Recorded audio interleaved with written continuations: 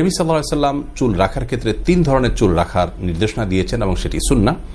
আর এক ধরনের চুল রাখাকে জায়েজ করা হয়েছে ইসলামের শরিয়াতে, আর এক ধরনের চুল রাখার ব্যাপারে নিষেধাজ্ঞা আরোপ করা হয়েছে।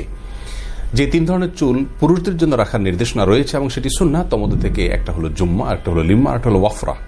ওয়াফরা বলা হয় মাথার চুল স্বাভাবিকভাবে বড় হতে হতে কানের লতি বরাবর যখন হয়ে যায় সেটাকে, আর লিম্মা বলা হয় চুল বড় হতে হতে কানের লতি থেকে কাঁধের মাঝামাঝি পর্যন্ত এসে যখন স্থির হয়, এই সাইজের চুলকে বলা হয় ওয়াফরা।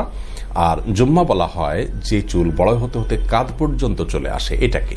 এই 3 ধরনের চুল রাখা হলো নবী আলাইহিস সালামের সুন্নাহ এবং এই 3 ধরনের চুল রাখার বিষয়টি সুনান আবু দাউদে বর্ণিত হয়েছে। আর এছাড়া পুরো মাথার চুল যদি কেউ ছোট করে রাখতে চান তাহলে সমান করে পুরো মাথার চুলকে ছোট করে রাখাও জায়েজ রয়েছে। যে প্রকার চুল রাখার ব্যাপারে স্পষ্ট নিষেধাজ্ঞা রয়েছে, বুখারী ও মুসলিম একযোগে বর্ণনা করেছে। রাসূল আকরাম সাল্লাল্লাহু আলাইহি ওয়াসাল্লাম থেকে হাদিসটি আব্দুল্লাহ ইবনে ওমর রাদিয়াল্লাহু আনহু বর্ণনা করেছেন যে তিনি কাযা করতে নিষেধ করেছেন। কাযা বলা হয় মাথার কোনো এক অংশে চুল চেঁচে ফেলা, আবার অপর অংশে রাখা, কোন এক অংশে খুব বড় করে রাখা, অপর অংশে একদম চেঁচে ফেলা। এ ধরনের উদ্ভট কিসিমের চুল রাখার ব্যাপারে নবী আলাইহিস সালাম সেই 1450 বছর আগে নিষেধ করেছেন।